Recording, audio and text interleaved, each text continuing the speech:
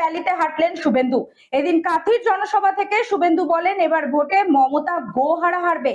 ভোটের পরে party office খোলার লোক পাওয়া যাবে না। পূর্ব মেদিনীপুর জেলার রামনগর বিধানসভা কেন্দ্রের কাথি লোকসভা কেন্দ্রের বিজেপি প্রার্থী সৌমেন্দু অধিকারীর সমর্থনে বিজেপির র্যালি ও জনসভা। র্যালিতে হাঁটেন বিরোধী দলনেতা শুভেন্দু অধিকারী, বক্তব্য রাখেন মঞ্চেও। তিনি বলেন, ভগবানপুরে কান কাটা, বীরভূমে এজেন্টের বাড়িতে আগুন সহ হামলার প্রতিবাদ বিজেপি করে আসছে। মাননীয় প্রধানমন্ত্রী বলে গেছেন, তৃণমূলের দুটো গুণ, হামলা আর মামলা। অমিত শাহজি বলেছেন, এই রাজ্যের গুন্ডাদের উল্টো দিক করে ঝুলিয়ে সোজা করা হবে। তিনি আরো বলেন, এবার ভোটে মমতা গোহারান হারবে। ভোটের পরে পার্টি অফিস খোলার লোক পাওয়া যাবে না বলেও মন্তব্য করেছেন শুভেন্দু।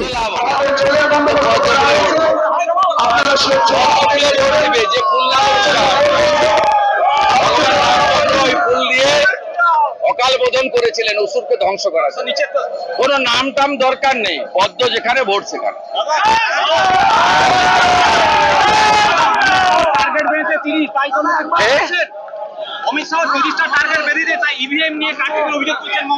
গোহারান হারবে মমতা ব্যানার্জি। নন্দীগ্রামে যেমন হেরেছিল, এই ভোটে হারবে।